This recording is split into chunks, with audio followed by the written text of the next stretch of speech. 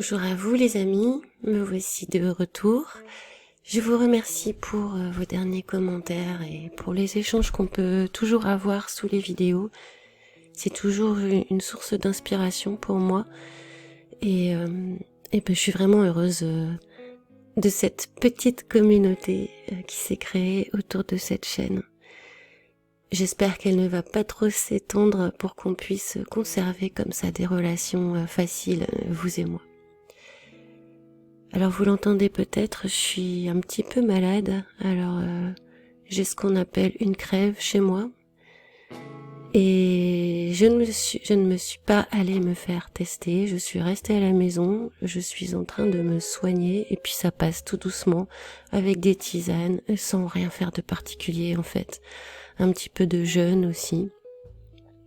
Donc tout va bien, ne vous inquiétez pas, c'est une maladie saisonnière comme une autre que je suis en train de me faire. Malgré ça, j'ai la réflexion qui continue à fonctionner normalement. Pour l'instant, j'ai pas encore été trop atteinte, je crois.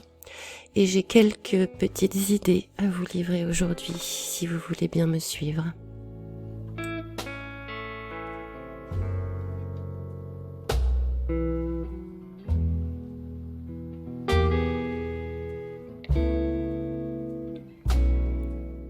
Alors tout le monde aura remarqué depuis le début de cette crise que nous avons affaire à des consignes contradictoires en fait, des choses qui n'ont un peu irrationnelles, qui ont l'air d'être hors de toute logique. Ça a commencé au mois de mars où on nous a dit qu'il était inutile de porter des masques en pleine épidémie, soi-disant, en pleine force de l'épidémie. Tandis que cet été, alors que tout ça, alors que ces maladies avaient disparu comme tous les ans, c'est à ce moment-là qu'on nous a obligés en fait à porter le masque. Mais je pourrais faire une liste sans fin des contradictions, des consignes des autorités. On pourrait parler du fameux slogan « Sauvez des vies, restez chez vous », qui équivaut en gros à sauver des vies en restant sur votre canapé, en regardant la télé, alors que sauver des vies jusqu'à présent était synonyme d'action.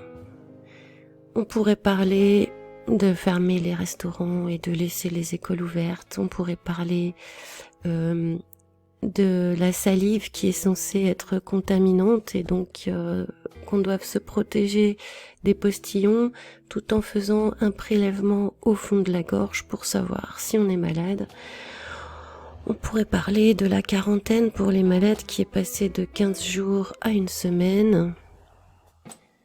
Enfin, c'est inutile que je vous fasse la liste. Je pense que vous avez vous-même pu relever toutes ces contradictions et c'est le sujet de pas mal de conversations.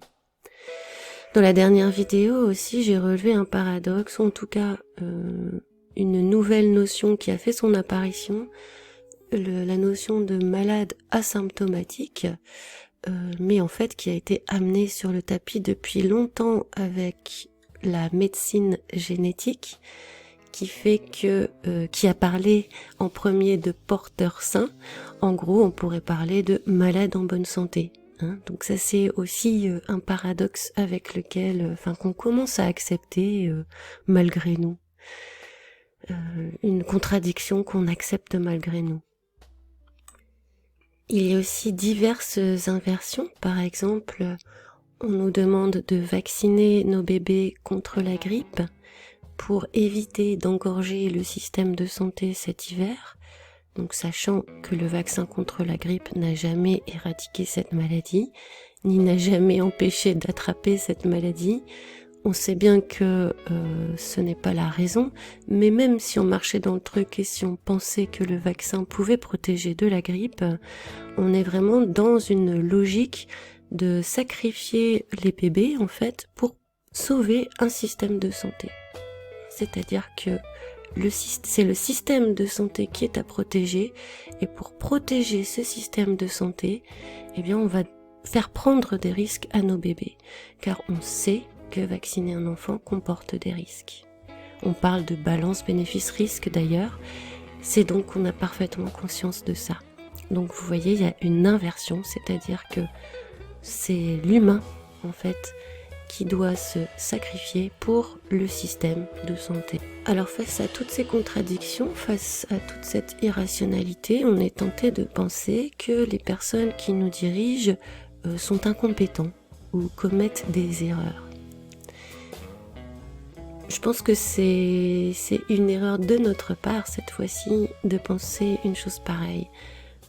Je crois au contraire que tout est parfaitement planifié, maîtrisé, qu'il y a un plan prévu de longue date qui se déroule et qui est synchronisé au niveau international. On peut voir que ce que nous vivons en France se vit aussi ailleurs dans les autres pays. C'est une des leçons du confinement pour moi d'ailleurs. La première leçon, ça a été de prendre conscience que vraiment on n'avait aucun pouvoir en tant que citoyen, que ce pouvoir citoyen était une illusion totale. Et la deuxième leçon vraiment du confinement pour moi, ça a été de me rendre compte qu'il existait déjà un gouvernement mondial. Alors en l'occurrence, ça prend le biais de la santé par l'OMS et par exemple le Conseil scientifique français. Il y a plusieurs de ses membres qui sont en lien direct avec l'OMS. Donc c'est une sorte, le Conseil scientifique français est une sorte de relais territorial de cette grande instance de gouvernance mondiale qui est devenue l'OMS.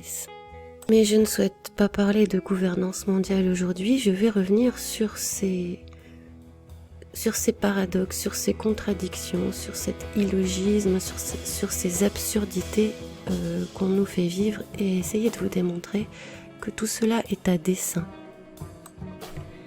J'en suis venue là parce que une personne qui avait fait une formation en hypnose ericksonienne avait discuté avec un membre de ma famille et cette discussion m'a été rapportée pour expliquer en fait que l'injonction contradictoire est au cœur de la technique d'hypnose.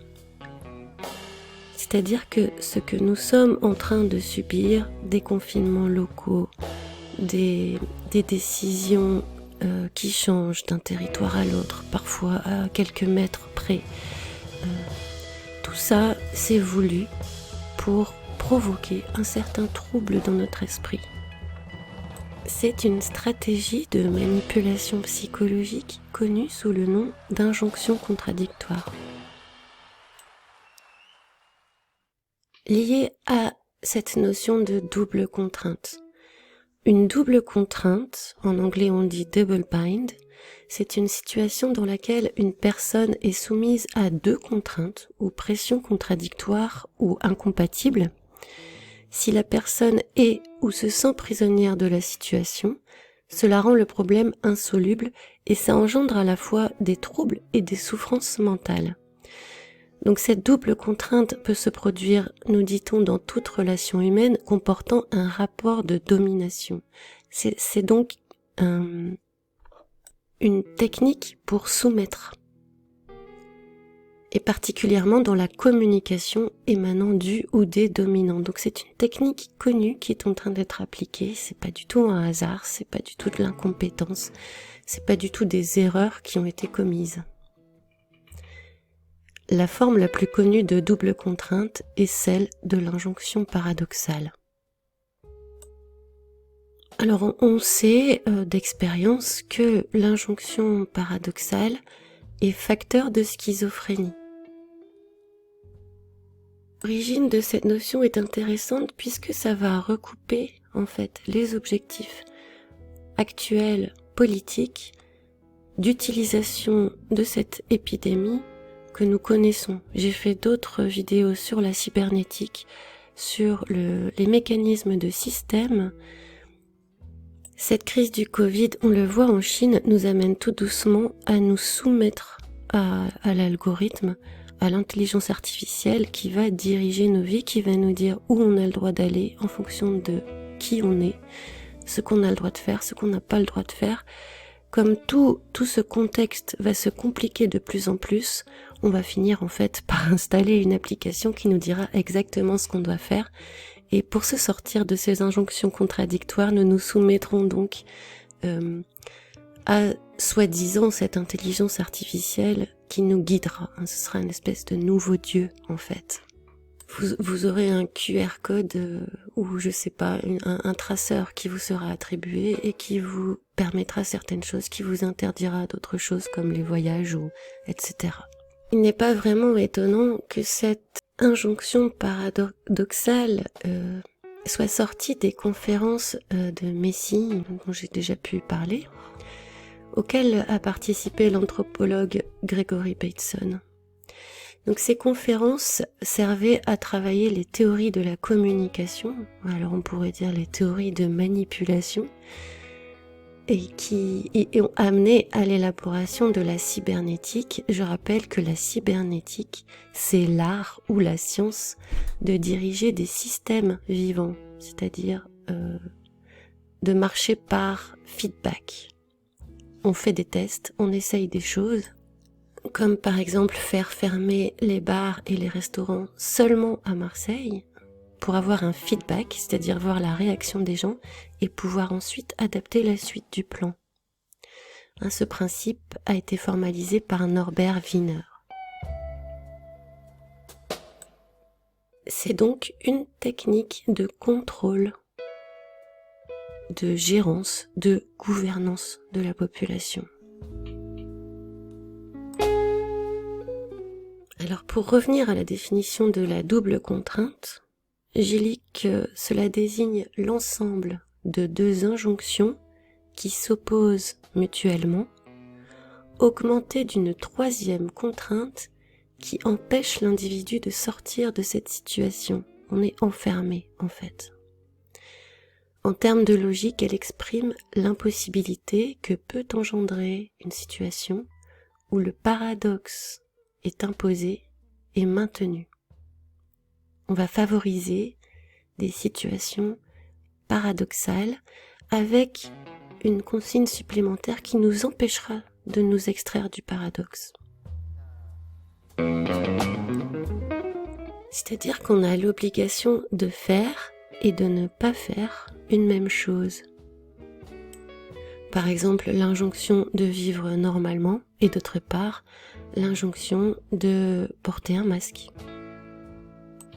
Concrètement, les études, par exemple en milieu familial, puisque ce sont parfois des injonctions qui sont utilisées par des parents toxiques envers leurs enfants, on sait que ça mène à la schizophrénie.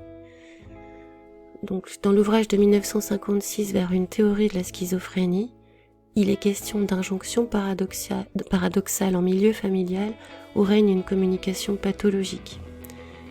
Ces injonctions paradoxales visent une victime qui doit en quelque sorte assumer le défaut de communication, en être l'incarnation. Dans ce cadre de communication toxique faite d'injonctions paradoxales, le mécanisme de défense qui va être développé, c'est la schizophrénie. Alors on passe aux solutions maintenant. La première solution, c'est de décrire cette situation absurde pour essayer d'en sortir. Communiquer l'interdit de communiquer. On peut voir par exemple comme il est interdit de dire certaines choses, comme certaines choses sont punies en fait, comme certaines expressions sont punies en ce moment.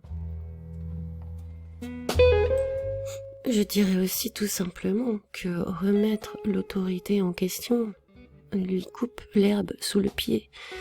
Simplement, on pourrait dire que du fait même qu'il existe des débats à l'intérieur de la communauté scientifique, du fait même qu'il n'existe aucune unanimité entre les médecins, entre les experts, les décisions qui sont prises sont donc des décisions politiques. Ça, c'est quelque chose qu'on peut expliquer aux gens autour de nous. L'enfant qui est soumis à des parents toxiques n'a pas les moyens intellectuels ou même affectifs, je dirais, de se soustraire à cette autorité. C'est ainsi qu'il peut basculer dans la schizophrénie. Mais nous avons les moyens de remettre en cause cette autorité qui nous est dictée, simplement en prenant du recul par rapport à son infaillibilité. L'autorité actuelle n'est pas infaillible. à moins qu'on lui confère l'infaillibilité divine. Et je pense que ce n'est pas le cas, même si la peur peut aider à jouer en ce sens-là, peut aider à ce qu'on se tourne vers l'autorité pour avoir des réponses. L'APE permettra au pollueur de déverser jusqu'à 36 000 microgrammes de PCB par litre dans les eaux souterraines.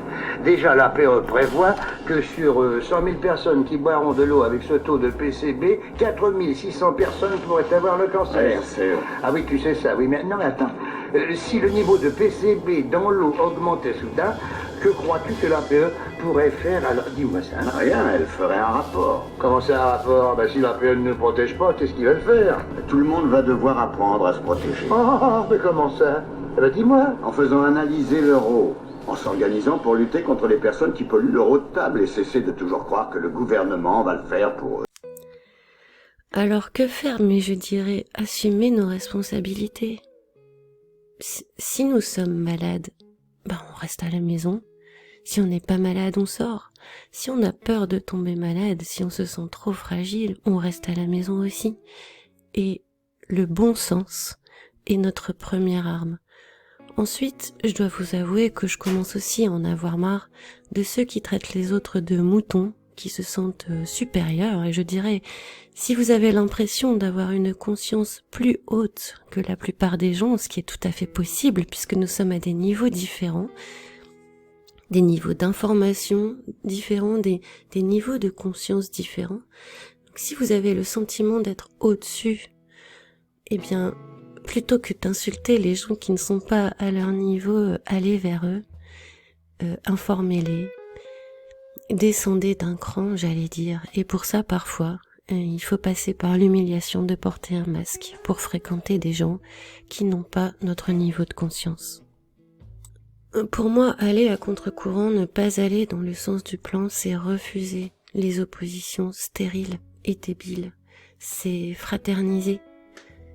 Donc se défaire de l'autorité, fraterniser, trouver des organisations collectives indépendantes au bas de l'échelle. À la base, il ne sert à rien, d'après moi, de vouloir s'adresser aux autorités en haut de la pyramide. Ils ont leurs propres objectifs. C'est pas nous qui allons les modifier. Ils savent qu'on ne sera pas d'accord de toute façon. Donc, ça sert à rien de montrer qu'on n'est pas d'accord. Aller à contre-courant, c'est refuser d'aller au clash avec les gens qui, comme nous, se trouvent à la base de la pyramide. Il est inutile de se prendre la tête avec quelqu'un qui veut porter un masque, quelqu'un qui veut pas porter de masque.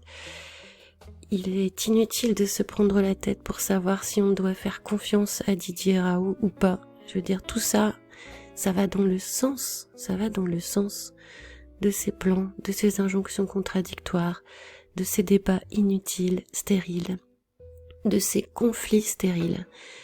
Après, une autre crainte que j'ai aussi, c'est que toutes ces injustices, toutes ces consignes injustes qui nous sont imposées pourraient mener à une sorte de révolution, à une sorte de chaos et d'affrontement violent qui, je pense, irait aussi tout à fait dans le sens des plans, dans cette idée de ordo ab chaos.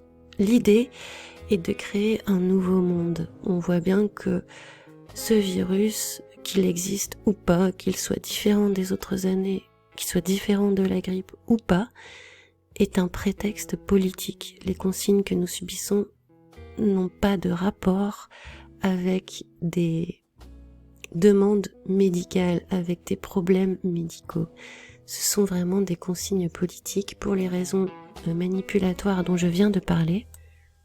Donc pour moi, aller à contre-courant, c'est refuser le conflit, c'est fraterniser, c'est informer dans la paix et en fonction de ce que la personne en face de nous est capable aussi d'entendre, d'aller petit à petit.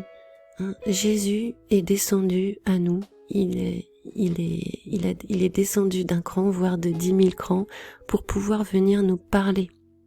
Si vous vous considérez au-dessus de la masse en termes de conscience, il faut vous aussi descendre et se mettre au niveau des personnes que vous voulez informer, aider, pour faire avancer les choses. Donc pour moi, La solution à tout, c'est évidemment la parole de Dieu qu'on peut lire dans les évangiles. Il faut se réimprégner de tout ça pour à chaque instant savoir quelle est la réponse juste à donner aux événements injustes que nous subissons. Voilà, je vous embrasse, je vous dis à tous bon courage, ne vous inquiétez pas pour ma santé, ça va déjà mieux. Et ben à bientôt, salut.